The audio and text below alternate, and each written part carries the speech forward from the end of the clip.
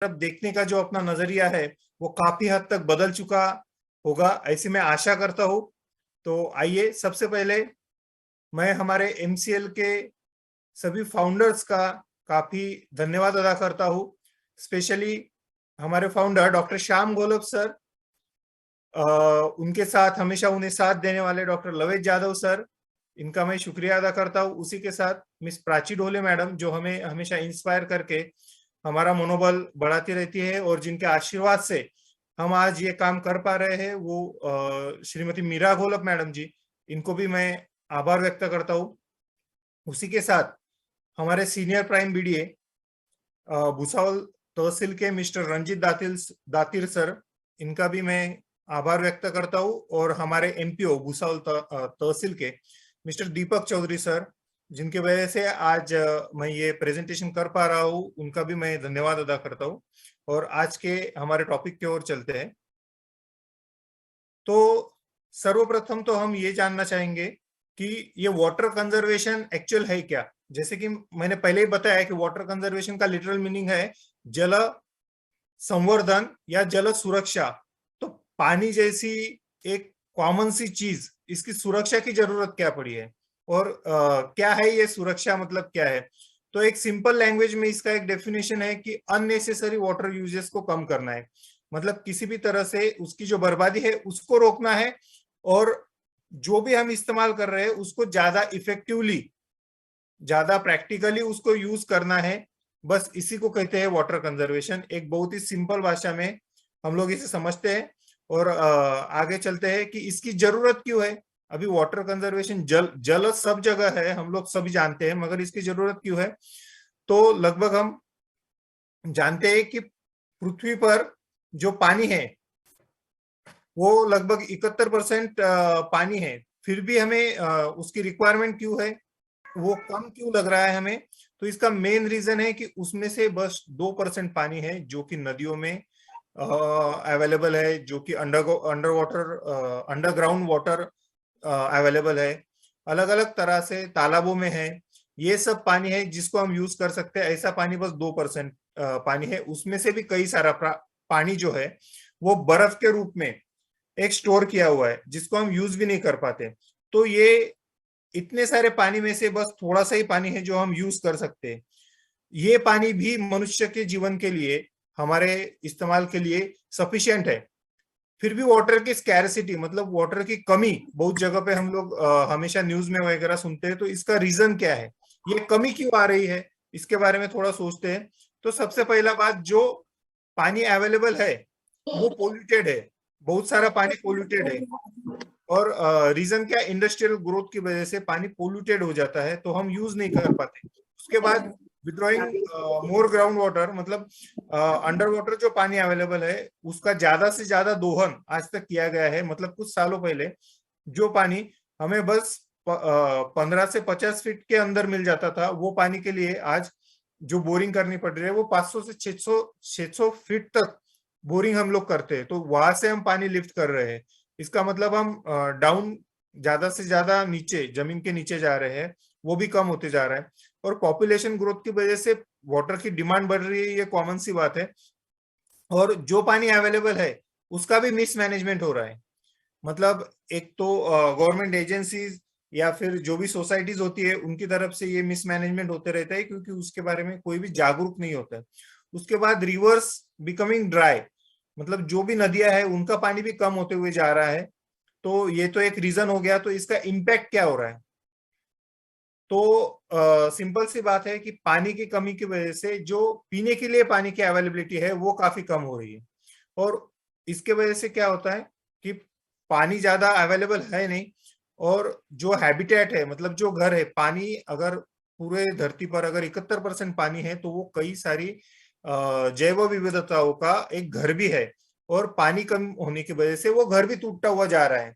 अगर हम, एक रिपोर्ट है उसके तहत ये माना गया है कि जो पृथ्वी है उसके जो लैंड एरिया है उसके ऊपर बस 20% ही बायोडाइवर्सिटी यानी जैव विविधता है। तो इसका मतलब क्या है, जो 80% जैव विविधता है वो तो पानी में है। और अगर पानी नहीं रहेगा तो ये जैव विविधता कहाँ से रहेगी। तो इसके लिए जैसे जैसे पानी कम हो रहा है वैसे ये बायोडाइवर्सिटी भी कम होती जा रही है। उसके बाद पानी नहीं रहेगा तो खेती अच्छे से नहीं हो पाती है, और उसके वजह से अनाज नहीं आएगा, और उससे होगा भूखमरी जैसी समस्याओं का निर्माण होते जाएगा। उसके बाद है माइग्रेशन, मतलब विस्थापित होने का जो प्रमाण है वो भी बढ़ते हुए जा रहा है। जैसे कि हम सभी जानते हैं कि बहुत सारी जो सभ्यताएं आज तक विकसित हुई है, जैसे सिंधु घाटी सभ्यता हो या मेसोपोटामिया सभ्यता हो, इजिप्ट की सभ्यता हो, कोई भी सभ्यता हो, ये सभी सभ्यताएं कहाँ पे विकसित हुई? तो जहाँ पे नदियां है, जहाँ पे पानी की एक एम्पल अवेलेबिलिटी है, वहीं पे ये सभ्यताएं हुई। और जैसे जैसे पानी कम हो गया, ये सभ्यताओं का विस्थापन होना भी शुरू हो गया। तो पानी इसके लिए बहुत जरूरी है। उसके बाद में अगर पानी नहीं रहा तो फिर गरीबी का प्रमाण भी बढ़ते हुए जाता है। उसके साथ ही वेस्टेज ऑफ टाइम, यूनिसेफ का एक रिपोर्ट है, उसके तहत ये कहा गया है कि लगभग 200 million hours 200 million hours of women's and girls, मतलब महिलाओं के और बच्चियों के 200 मिलियन आवर्स बस वेस्ट होते हैं पानी कलेक्ट करने के लिए। मतलब it is shaming on us that हम लोग इसके लिए कुछ भी नहीं अभी तक कर रहे हैं, कि 200 मिलियन आवर्स अगर वर्किंग में आते हैं तो उसका कितना वैल्यूएशन होगा। और इनका जो समय है वो सही में, जैसे हमारे यहाँ कहावत है, किसी भी चीज की अगर बर्बादी दिखाना है तो हम लोग कहते हैं कि पानी में गया, तो इनका समय पानी में गया दोनों तरह से। एक तो उसके लिए घूमना पड़ रहा है पानी के लिए, और जो समय है वो वेस्ट भी हो रहा है। उसके बाद उनका एग्रीकल्चरल इनकम जो है, हम सब लोगों का एग्रीकल्चरल इनकम अगर पानी नहीं रहा तो वो भी कम होते हुए जाता है। और अल्टीमेट समस्या आती है कि वॉर। अभी आप लोग सोचेंगे कि पानी की वजह से भी कहीं युद्ध हो सकता है क्या? तो जी हाँ, इसका उदाहरण मैं अभी वर्ल्ड लेवल का ना देते हुए हमारे देश का ही देता हूँ, कि हमारी पाकिस्तान के साथ एक इंडस वाटर ट्रीटी करके एक ट्रीटी है। उसके तहत हम जो इंडस रिवर है उसका पानी अगर कम ज्यादा यूज करते हैं तो भारत और पाकिस्तान के जो संबंध है उसके ऊपर असर होता है। उसी के साथ ब्रह्मपुत्र वाटर ट्रीटी चाइना और अपना जो बांग्लादेश है उसके साथ भी है। और इनका पानी अगर डैम कंस्ट्रक्ट होता है या फिर पानी का कम ज्यादा इस्तेमाल होता है, तो ये देशों के बीच में जो भी समस्याएं है वो बढ़ जाती है, और इंटरनेशनल लेवल पे प्रेशर बढ़ जाता है। तो इससे वॉर भी हो सकता है, ये भी एक इम्पैक्ट है वाटर का, तो हम लोग इसकी सीवियरिटी समझ सकते हैं। उसके बाद ये एक रिपोर्ट है जिसमें वाटर स्ट्रेस लेवल का बताया है। एक सिंपल भाषा में अगर बताऊं तो 2040 तक जहाँ पे वाटर मतलब पानी का बहुत ज्यादा स्ट्रेस बढ़ेगा, ऐसे कंट्री में भारत का भी नाम आ रहा है। एक रेड इसमें इसको दिखाया गया है। तो हमारे देश की भी ये समस्या है, बस किसी अफ्रीकन कंट्री की या फिर बाकी देशों की नहीं, तो हमारी भी ये समस्या है। अभी ये तो हमने प्रॉब्लम एक आइडेंटिफाई कर लिया, मगर इसका सोल्यूशन क्या है? तो समस्या है तो उसका समाधान भी होगा। तो इसके साथ हम अभी ये समस्याओं के ऊपर चलते हैं। तो सबसे पहले हमें तो वाटर कंजर्वेशन के लिए अपना बिहेवियर, जो हमारा बर्ताव है, एक पानी की तरफ देखने का जो नजरिया है वो बदलना है। उसके लिए क्या है, तो हमारा एटीट्यूड क्या है पानी की तरफ, उसको बदलना है। हमारी इमोशन क्या है, कि अगर हम लोग ये समझते हैं कि पानी कुछ नहीं है, हमेशा हमें मिलता है, उसको फेंक भी दिया तो भी कोई प्रॉब्लम नहीं है, तो ये इमोशन हम लोग अगर डेवलप करते रहेंगे तो आगे चल के पानी को कंजर्व नहीं कर पाएंगे। उसके बाद कल्चर, हमारा कल्चर, जैसे हम लोग अगर कल्चर के बारे में बात करें तो भारतीय संस्कृति में ऐसा कहा गया है कि पूरे धरती का जो निर्माण है वो पंचमहाभूतों से किया गया है, और उसमें से एक है आप, जिसे आप कहते हैं, उसका मतलब है पानी। तो इतना महत्व पानी को दिया गया है। उसी के साथ सभी जलाशय या फिर नदियों को हम लोग देवताओं का दर्जा देते हैं। तो फिर ये भी महत्वपूर्ण है कि हमारा कल्चर को हमें अगर संजो के रखना है तो उन देवताओं को भी दूषित नहीं करना है। उनका जो महात्म्य है वो भी हमें बरकरार रखना है। और कल्चर के बारे में और बताएंगे तो फिर जो देवों के राजा है उनका डिपार्टमेंट कौन सा है, अगर इसके बारे में सोचेंगे तो उनका डिपार्टमेंट भी वर्षा का डिपार्टमेंट है, यानी कि पानी का। और हम लोग जानते हैं जो हेड ऑफ द डिपार्टमेंट रहता है, मतलब हेड रहता है किसी भी ऑर्गेनाइजेशन का या फिर किसी देश का, अगर हेड रहता है तो वो हमेशा अपने पास काफी महत्वपूर्ण डिपार्टमेंट रखता है। तो इससे पानी का क्या महत्व है वो हम समझ सकते हैं। उसके बाद हमारी आदतें हमें बदलनी है। अगर वाटर को कंजर्व करना है तो हमारी आदतों में बदलाव लाना बहुत जरूरी है। उसके बाद अवेयरनेस, सिर्फ हमें दूसरों को भी इसके बारे में अवेयर करना है कि पानी का जो कम होते जा रहा है या पोल्यूशन है, ये एक समस्या है, इसके बारे में ही लोगों को जानकारी नहीं है, तो इसके लिए भी अवेयरनेस करना बहुत जरूरी है। उसके बाद में इन्वॉल्वमेंट, ये एक दूसरे का काम नहीं है, इसमें सब जब इन्वॉल्व होंगे तभी ये काम हो पाएगा। और रिस्पॉन्सिबिलिटी, ये रिस्पॉन्सिबिलिटी किसी एक की नहीं है, हम सब की रिस्पॉन्सिबिलिटी है, ये हम सब लोग जब समझेंगे तभी हम लोग वाटर कंजर्वेशन कर पाएंगे। तो आइए ये कैसे करना है, तो इसका एक सिंपल मैंने 3 भागों में विभाजित किया है। जिम्मेदारी जो है हमारी, वो सबसे पहले जैसे कि आदत होती है सब लोग गवर्नमेंट के ऊपर ये करना, तो पहली जो जिम्मेदारी जो है वो गवर्नमेंट की है, नो डाउट, इसके ऊपर हम लोग कोई मतलब डाउट नहीं लेते। मगर दूसरी जिम्मेदारी तो किसी संगठन की है, किसी ग्रुप की है। और तीसरी जिम्मेदारी जो हमारी है, जिससे भी हम मुकर नहीं सकते, वो हमारी जिम्मेदारी है। तो आइए इसी तीनों पॉइंट्स पे हम आगे बढ़ते हैं। सबसे पहले रिस्पॉन्सिबिलिटी ऑफ गवर्नमेंट, तो गवर्नमेंट की जिम्मेदारी क्या है। गवर्नमेंट जो भी काम करती है वो काफी लार्ज स्केल पे होता है। तो इसी तरह से लिंकिंग ऑफ रिवर, जैसे हम लोग जानते हैं कि भारत में 2 प्रकार की नदियां हैं, एक को पेरिनियल और एक सीजनल। जो पेरिनियल रिवर्स रहती है वो साल भर बहने वाली नदियां कहते हैं उनको। ये मोस्टली हिमालयन रिवर्स है जिनका उगम स्थान हिमालय या फिर किसी पहाड़ों में रहता है। और दूसरी रहती है सीजनल। तो भारत में जैसा कि इसका पूरा लैंड कवर है वो काफी बड़ा है, तो कई सारी नदियां रहती है जहाँ पे बाढ़ जैसी समस्याएं आती है। जैसे हम सौरव बिहार कहते हैं कोसी को, वहां पे हर साल लगभग बाढ़ आते रहती है। और कुछ ऐसी नदियां रहती है जो बस बारिश होती है तब 3-4 महीनों के लिए बहती है और उसके बाद में ड्राई हो जाती है। तो गवर्नमेंट इसके ऊपर काम कर रही है, जिसे नदी जोड़ प्रकल्प भी कहते हैं। और उसको कहते हैं लिंकिंग ऑफ रिवर्स, मतलब ये नदियों का पानी एक दूसरे से जोड़ना।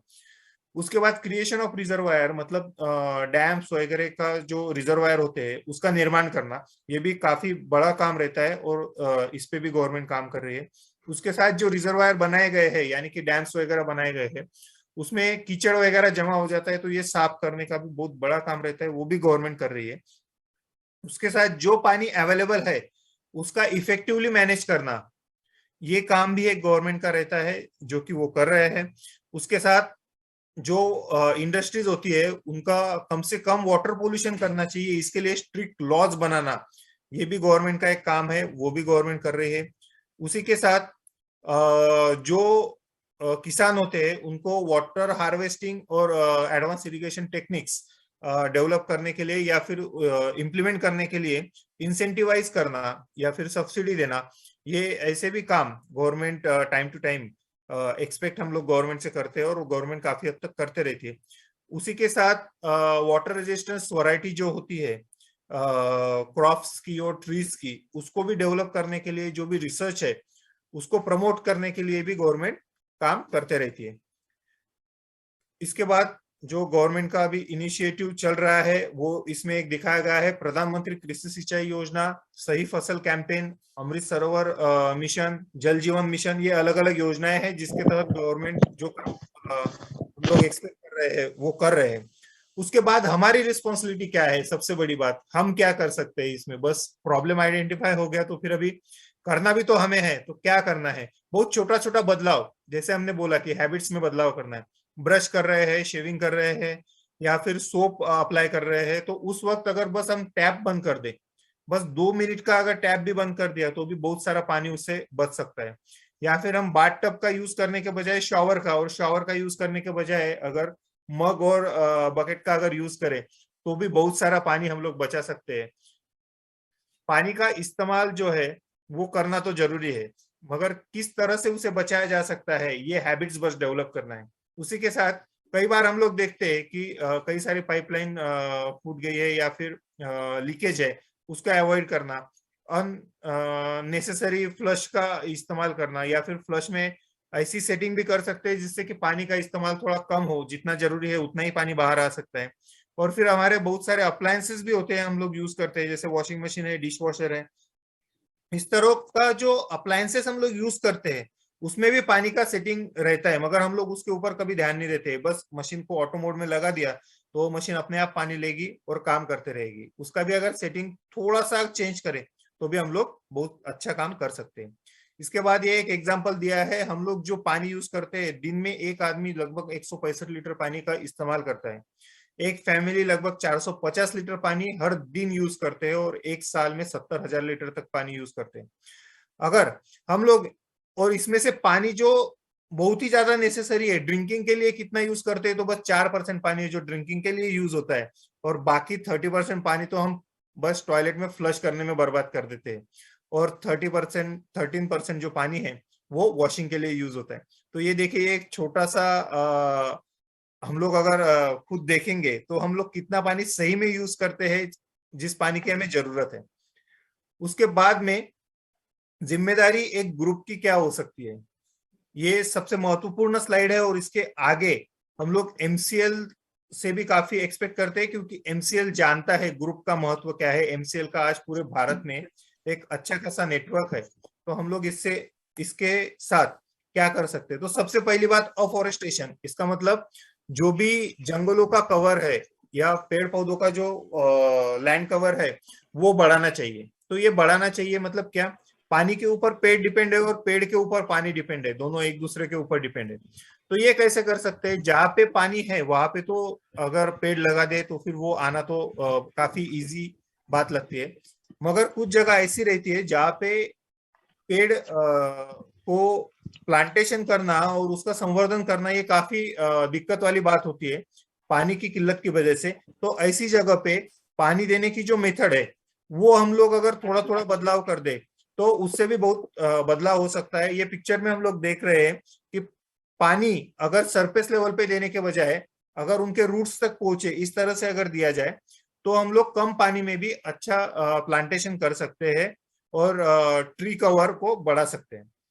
उसके साथ साथ protection of water from pollution, एक तो बात हो गई गवर्नमेंट की कि इंडस्ट्रियल लॉस करने हैं, उनको एक सर्विलेंस रखना है, ये सब गवर्नमेंट का काम है। मगर हमारा काम क्या है, तो हम जो भी काम करते हैं या फिर जो भी हम त्योहार मनाते हैं उस त्योहारों में नदियों को जो देवताओं का स्थान दिया है उसको बरकरार रखना है, तो उनको गंदा नहीं होने देना है। एक उपक्रम होता है निर्माल्य संकलन, निर्माल्य यानी कि जो पूजा पाठ करने के बाद जो भी बचा रहता है जिसे हम प्लास्टिक पॉलीथीन में भर के फेंकने की कोशिश करते हैं, ये सबसे गलत बात है। बस इसको अगर सेग्रीगेट किया जाए तो उससे काफी अच्छा खाद हमारे जमीनों के लिए, हमारे सभी जो प्लांट्स होते हैं उनके लिए अच्छा खाद भी बन सकता है, और जो पानी है उसको भी गंदा होने से हम लोग बचा सकते हैं। तो ये काम भी एक ग्रुप एक्टिविटी है। उसके बाद में cleaning of our natural water reservoirs, मतलब जो भी हमारे समझो खेतों के पास से अगर छोटा सा एक झरना बह रहा है, या फिर कई जगह पे हम लोग देखते हैं कि पानी ऐसे ही बह के बारिश होती है तो पानी गटर में बह के चला जाता है। तो ऐसी जगह पे क्या करना है कि वहां पे उसको अगर हम डीपनिंग करते हैं, एक खड्डा करते हैं, या फिर उसका जो प्रवाह है उसी में अगर उसका डीपनिंग करते हैं, पानी को बस थोड़ी देर के लिए भी अगर वहां पे रोकते हैं तो पानी अपने आप परकोलेट होता है और वो जमीन के अंदर जाता है। इसका बहुत अच्छा एग्जाम्पल महाराष्ट्र में बहुत सारी जगहों पे देखने को मिलता है, जिसमें उस स्कीम का नाम है पानी अड़वा पानी जिरवा। इसके तहत क्या होता है कि खेतों में जहाँ पे भी पॉसिबल है वहां पे ऐसे बड़े बड़े खड्डों का निर्माण किया जाता है जहाँ की नेचुरली पानी आता है और वो जमा होता है और उससे पानी परकोलेट हो जाता है। अगर ये एक्टिविटी जिस किसी भी गांव ने की है, वो गांव में ये जहाँ पे एक्टिविटी हुई उसके आसपास में जो भी बोरिंग्स, जो भी कूप नलिकाएं होती है उसमें वाटर लेवल काफी हद तक बढ़ा है। It is just unimaginable level, वो अचानक से बढ़ जाता है। तो ये काम भी हम लोग कर सकते हैं।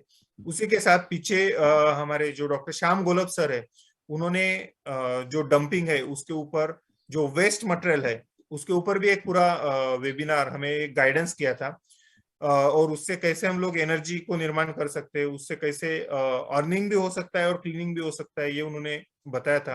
तो उसका एक बस फैक्ट देख लेते हैं कि लगभग हर साल 11 billion ton of raw material जो सेवेज रहता है, ह्यूमन एक्सक्रीटा जो रहता है, वो हम लोग समुद्र में डंप कर देते हैं। तो इससे कितना बड़ा वाटर पोल्यूशन होता है जस्ट इमेजिन हम लोग कर सकते हैं।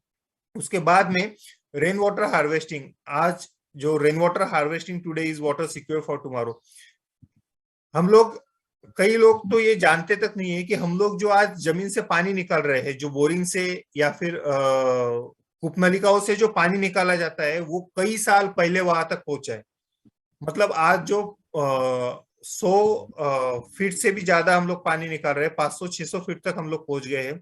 वहां पे पानी पहुंचने के लिए जो 100 साल पहले या फिर कई साल पहले जो जमीन के ऊपर बारिश हुई, वो परकोलेट होते होते वहां तक पहुंचा है, और हम लोग आज बस बटन शुरू करते ही वो पानी को बाहर निकालते हैं और यूज करते हैं। तो it is thankful to our grandparents कि उन्होंने वो नहीं निकाला, इसके लिए हमारे लिए बचा है।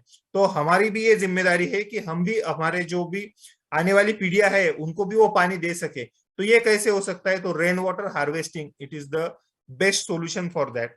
तो इसमें क्या करना है, हम लोग अगर घर में या फिर ऑफिसेस में जहाँ पे भी हमारे टेरेस के ऊपर जो पानी जमा होता है, वो एक टैंक में कलेक्ट करके, अगर एक फिल्टर, सैंड फिल्टर, एक सिंपल सा अगर फिल्टर भी उसको करते हैं और वो अगर उसमें छोड़ते हैं बोरवेल्स में, तो फिर जहां से हम लोग पानी निकाल रहे हैं, जो पानी पहुंचने के लिए 100 साल चले गए, वहां तक पानी, वो लेवल तक पानी हम कुछ ही सेकंड्स या फिर कुछ मिनट्स में वहां तक पहुंचा सकते हैं।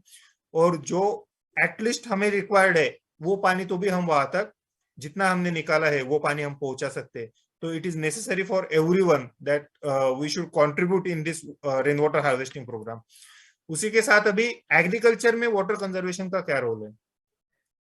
तो इसमें दो प्रकार है, एक माइक्रो कैचमेंट वाटर हार्वेस्टिंग और एक मैक्रो कैचमेंट वाटर हार्वेस्टिंग। मतलब एक छोटी तरह का और एक बड़े लेवल का जो वाटर हार्वेस्टिंग होता है। छोटे, इसका हमने एक एग्जांपल देखा, रेन वाटर हार्वेस्टिंग मतलब रूफ टॉप पे जो पानी आता है उसको कलेक्ट करना और वो अपने इसमें छोड़ देना, बोरिंग में वगैरह। मगर जो बड़े एरिया होते हैं वहां पे पानी जो होता है, जैसे कि आजू बाजू अगर पहाड़ है और एक ऐसा खाई जैसा एरिया अगर कहीं पे डेवलप होता है, तो वहां पे पानी कलेक्ट करना, उसको ब्लॉक करना और वो पानी परकोलेट होने देना। ऐसा सब सरफेस स्टोरेज है, फूड वाटर डाइवर्जन है, ये कुछ टेक्निकल पॉइंट्स है।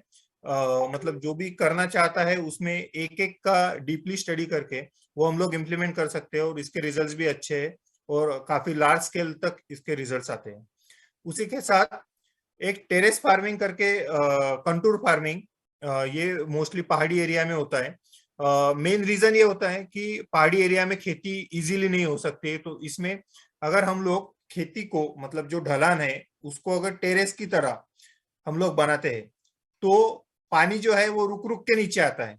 जो ऊपर पानी, बारिश का पानी आता है, वो अगर रुक रुक के नीचे आएगा तो वो परकोलेट होगा, और वो हमारी जो फसल है उसको काफी अच्छे तरीके से नरिश करेगा, उसको अच्छे तरीके से डेवलप करेगा।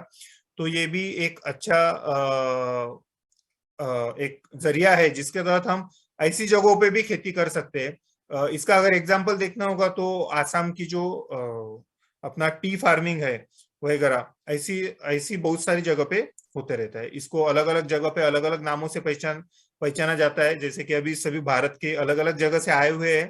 तो एक जनरल नाम है कंटूर फार्मिंग या फिर टेरेस फार्मिंग। उसके बाद एडवांस इरिगेशन टेक्निक्स को डेवलप करना। इसके तहत क्या होता है कि अगर पानी देने की दो पद्धतियां होती है। एक तो डायरेक्ट पानी को ओपन छोड़ देना फसल के अंदर और उससे फसल को ग्रो करना, मगर इससे पानी की बर्बादी बहुत ज्यादा होती है। इसके लिए कुछ एडवांस टेक्निक्स होती है, जैसे कि ड्रिप इरिगेशन है। अगर इससे हम लोग पानी देते हैं तो फिर कम पानी में ज्यादा से ज्यादा एरिया में हम लोग फार्मिंग कर सकते हैं, जिससे जमीन का भी नुकसान नहीं होता है और प्लांट्स को भी जितना रिक्वायर्ड है उतना ही पानी उतने ही समय में मिलता है। तो ये टेक्निक्स का भी इस्तेमाल कर सकते हैं।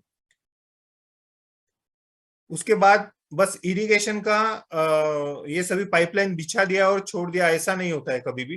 तो इसमें अगर 3 स्टेप अगर ऑडिट हम लोग इसका करते हैं, मतलब क्या, पहली बात तो पानी का जो भी इरिगेशन ऑडिट है, जो नलियां हमने बिछाई है वो कहाँ पे ब्लॉक है क्या, उसको एक चेक करना। दूसरी बात, जो सॉइल के ऊपर वो ड्रॉप्स गिर रहे हैं वहां पे प्रॉपर पेनिट्रेशन पानी का हो रहा है कि नहीं हो रहा है। और तीसरी बात, पानी की अवेलेबिलिटी क्या है। मतलब बारिश वगैरह के जो सीजन होता है उसमें अलग पानी की रिक्वायरमेंट रहती है, और जो समर वगैरह रहता है उसमें अलग पानी की रिक्वायरमेंट रहती है। तो इस हिसाब से अगर हम लोग अपना इरिगेशन का जो भी शेड्यूल है वो अगर बनाते हैं, तो हम लोग काफी हद तक पानी बचा सकते हैं। और इसका हमारे मतलब जो प्राचीन प्रथाएं है पानी देने की, ये स्लाइड बस उसी से लिया गया है। ऋग्वेद में भी इसका उल्लेख मिलता है कि पानी देने की सही पद्धति क्या है। टाइमिंग क्या है पानी देने का, तो शाम के समय मतलब सूर्यास्त के बाद में अगर पानी दिया जाए तो फिर पानी का जो इवेपोरेशन है वो रेट कम रहता है, तो ज्यादा देर तक पानी जो अपना प्लांट है उसके जड़ों तक पहुंचने को मिलता है पानी को, और उसका फायदा भी ज्यादा होता है। उसी के साथ अमाउंट ऑफ वाटर, तो ये डिपेंड करता है सॉइल के ऊपर। जैसे हम लोग जानते हैं कि भारत में लगभग 8 प्रकार की मृदा है, यानी कि सॉइल अलग अलग प्रकार की मिलती है। रेगुर है, ब्लैक कॉटन सॉइल है, या पीली मिट्टी है, अलग अलग हर जगह पे है। उस हिसाब से पानी की रिक्वायरमेंट भी अलग होती है। तो एक बस थ्योरेटिकल पढ़ लिया और हर जगह पे उतना ही पानी दिया तो ये भी नहीं चलेगा। Amount of water is different for every type of soil. उसके बाद फ्रीक्वेंसी ऑफ इरिगेशन, मतलब इसमें तीनों फैक्टर काउंट होते हैं। एक तो टाइप ऑफ सॉइल, उसके बाद क्रॉप, हमारा क्रॉप की रिक्वायरमेंट क्या है, और क्लाइमेट। तो हर क्रॉप के लिए फ्रीक्वेंसी भी अलग अलग होती है, और हर सॉइल के लिए भी फ्रीक्वेंसी अलग होती है। तो इसका एक स्टडी करके अगर इरिगेशन किया जाए तो कम पानी में हम लोग ज्यादा जो है उत्पादन खेतों से ले सकते हैं। और एक बात है रैशनल ग्रेजिंग, मतलब जो हम लोग कई बार देखते हैं कि हमारे गांवों में चरवाहे चराने के लिए जाते हैं, मगर इसकी जो पुरातन पद्धति है, मतलब हम लोगों ने कई बार देखा है कि हमारे महाभारत पर्व में जब श्री कृष्ण जी वृंदावन को शिफ्ट होते हैं, मतलब वृंदावन जब शिफ्ट होते हैं तो उसका मेन रीजन क्या था कि वहां पे जो चरने के लिए जो लैंड अवेलेबल है वहां पे चारे की कमी हो गई, तो फिर दूसरी जगह शिफ्ट होना। तो निसर्ग अपने आप को डेवलप करता है कि वहां पे जो प्लांटेशन है, जो फॉरेस्ट कवर है, वो अपने आप ही वो खुद को रिकवर कर लेता है। मगर एक ही जगह पे अगर कंटिन्यूअसली ग्रेजिंग होता रहा, या फिर हम लोग जानवरों को चराने के लिए लेके जाए, तो फिर वहां पे कभी भी पेड़ का कवर जो है वो भी नहीं बढ़ सकता है, और ना तो चारा उग सकता है। तो इसके लिए कुछ समय के लिए एक एक एरिया को खुला छोड़ देना, ये भी एक रैशनल ग्रेजिंग का एक पार्ट है इसके तहत भी। और अगर फॉरेस्ट कवर बढ़ता है तो वहां पे जो पानी है वो जमीन के ऊपर से सीधा ना बहते हुए जमीन के अंदर जाएगा। एक स्टडी ये बताती है कि पीपल का पेड़, बस एक जो परिपक्व पीपल का पेड़ है उसको एक बारिश के सीजन में वो 50 फीट नीचे तक पानी, 50 मिलियन लीटर पानी वो 50 फीट नीचे तक लेके जा सकता है, जिसके तहत 24 एकड़ जमीन को इरिगेट किया जा सकता है। तो ऐसा बस एक पेड़ का है। तो हम रैशनल ग्रेजिंग का इंपॉर्टेंस इससे समझ सकते हैं। उसके बाद ऑर्गेनिक फार्मिंग। अभी ऑर्गेनिक फार्मिंग और पानी का क्या संबंध है, तो सिंपल सी बात है कि जब से हम लोगों ने केमिकल फर्टिलाइजर्स या फिर केमिकल्स का यूज करना जमीनों के ऊपर स्टार्ट किया है, उसके बाद में हमारी जमीन की जो ऊपरी सतह है वो हार्ड होना शुरू हो गया। उससे वाटर का पर्कोलेशन का जो प्रमाण था पहले की तुलना में वो कम हो गया। मगर ऑर्गेनिक फार्मिंग में क्या होता है कि हम लोग नेचुरल जीव जंतुओं को भी बढ़ावा देते हैं हमारे एग्रीकल्चर के साथ में, जैसे तो इसकी वजह से ये होता है कि जो पानी आता है वो पानी ज्यादा से ज्यादा पर्कुलेट होकर नीचे जाता है। तो एमसीएल का एक कॉन्सेप्ट ऑर्गेनिक फार्मिंग हम लोग जो करने वाले हैं उसके तहत भी वाटर कंजर्वेशन हो सकता है। अभी ये हमने तो देख लिया कि क्या करना है, रिस्पॉन्सिबिलिटी क्या है, वो लोग करेंगे भी। इसके बेनिफिट्स क्या है, तो वाटर कंजर्वेशन के बेनिफिट्स, सबसे पहली बात कि सबके लिए पानी अवेलेबल होगा, पीने के लिए फ्रेश वाटर अवेलेबल होगा।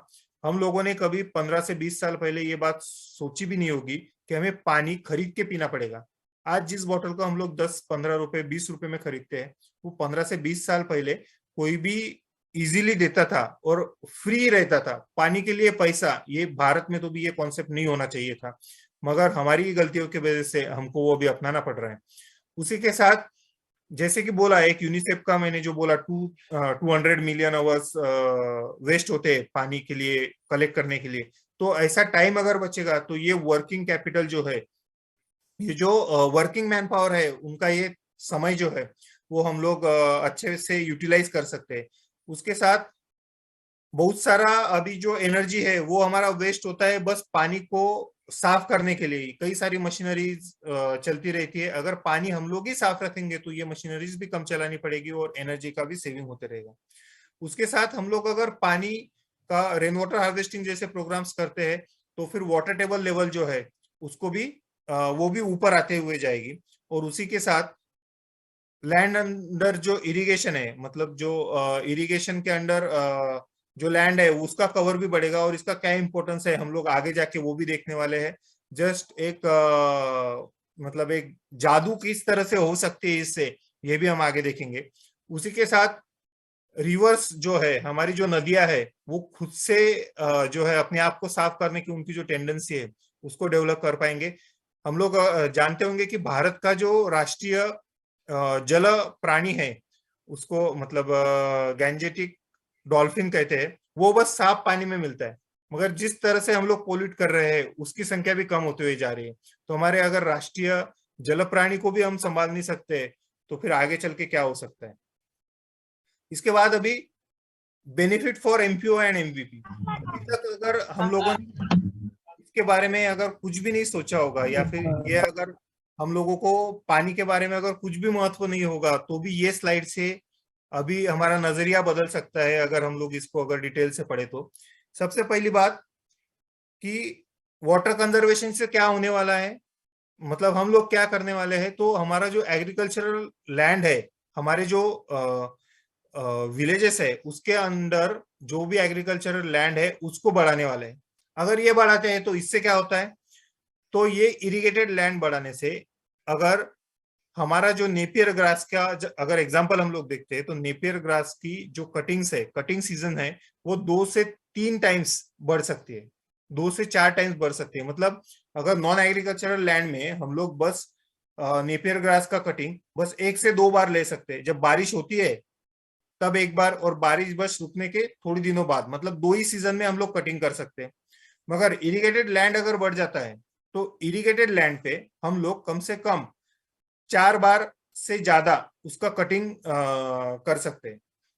तो इसका मतलब क्या होता है कि 1 एकड़ में 1 लाख रुपए का इनकम हमारा हर साल बढ़ सकता है।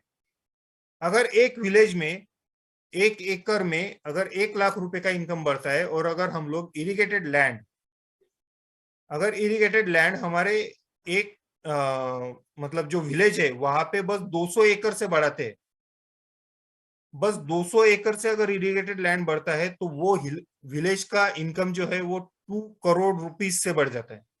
Just imagine, 2 crore rupees. एक जो हमारा जो भी खेड़ा है, जो भी विलेज है, उसका इनकम बढ़ेगा। अभी अगर विलेज का इनकम 2 करोड़ से बढ़ेगा तो एमवीपी का इनकम 10% भी पकड़ेंगे तो 20%। ये सब मिनिमम पकड़ा हुआ है, और बस नेपियर ग्रास के बारे में पकड़ा है। मगर एमसीएल तो काम कर रहा है बहुत सारे अलग प्रोडक्ट्स के ऊपर भी, जैसे कि ऑर्गेनिक फार्मिंग वगैरह है, जिसको भी इस इरिगेटेड लैंड से फायदा होने वाला है। तो इट जस्ट अ मिरेकल। और ये बस नेपियर ग्रास के बारे में है। तो अदर प्रोडक्ट्स का अगर कैलकुलेशन बताऊंगा तो और ये बहुत बड़ा बढ़ जाएगा। तो इसके लिए वाटर हार्वेस्टिंग या फिर वाटर कंजर्वेशन ये क्यों जरूरी है, इसका रिलेवेंस क्या है एमसीएल के साथ, एमपीओ के साथ, एमवीपी के साथ, और ये क्यों करना चाहिए, इसके लिए ये बस एक एग्जांपल दिया। आप सभी लोग बाकी जानकार है, कोई ज्यादा बताने की जरूरत नहीं है। आप सभी लोगों ने ये देखा, और आशा करता हूँ कि